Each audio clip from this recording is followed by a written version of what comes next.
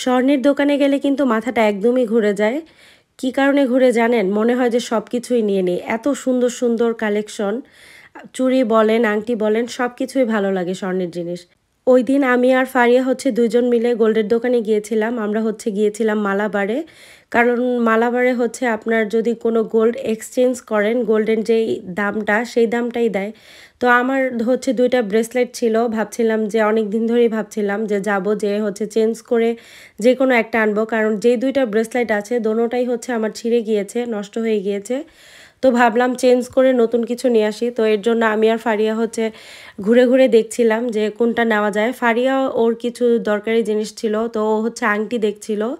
ও ডায়মন্ডের আংটি নেওয়ার মানে চিন্তা করছিল। তো এর জন্য ও কিছু আংটি দেখছিল। আর এত সুন্দর, সুন্দর কালেকশন মানে কি বলবো। তো লাস্টের দিকে আমি আমার ব্রেসলেট চুজ করছিলাম যে কোনটা নেওয়া যায়। তো এই যে দেখতে পাচ্ছেন এই ব্রেসলেটটা কেমন? আপনারা আমাকে জানাতে পারেন। আর আমার হাত যেহেতু শুকনা অনেক, অনেক ব্রেসলেট আমার পছন্দ হয় কিন্তু আমার হাতে হয় না। দেখা যায় বেশি বড় হয়ে যাচ্ছিল।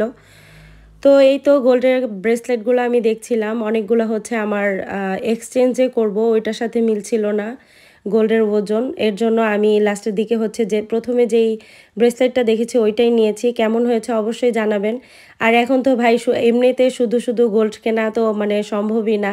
আমি এক্সচেঞ্জ করেছি দেখে দেখা যায় আমি এটা নিতে পেরেছি। না হলে কিন্তু এখন কোনোভাবেই সম্ভব না। প্রচুর প্রাইস এখন গোল্ডের, আপনারা সবাই জানেন। তো এই তো মালাবার থেকে আমি আমার ব্রেসলেটটা নিয়ে তারপরে বের হয়ে গিয়েছি। আমরা একটু বাহিরে স্ট্রিট ফুড মানে ট্রাই করেছি আমি আর ফারিয়া, ইন্ডিয়ান স্ট্রিট ফুড।